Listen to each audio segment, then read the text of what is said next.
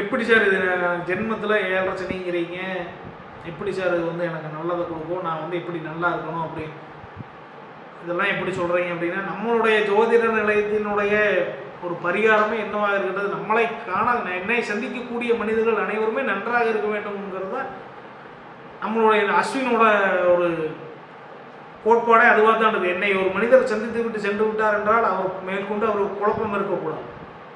அவர் வாழ்க்கையிலே வெற்றி அடைவதற்கு என்ன சாத்தியக்கூறுகள் இருக்கின்றதோ அவைகள் அனைத்தையும் நாம் புட்டு வைக்கின்றோம். அவர்களை அந்த விஷயங்களை அந்த நபர்கள் பின்தொடரும் பொழுது நான் எதிர்பார்த்த வெற்றியும் அவர்கள் எதிர்பார்க்கக்கூடிய வெற்றியும் அந்த மனிதருக்கு கிடைக்கின்றது. ஸோ அப்போ அந்த மீனத்தில் உங்களுடைய ஜென்மத்திலே அமர்ந்திருக்கக்கூடிய சனியானவர், அமர இருக்கக்கூடிய சனியானவர் என்ன செய்கிறாருன்னு நம்ம சொல்லிட்டோம்.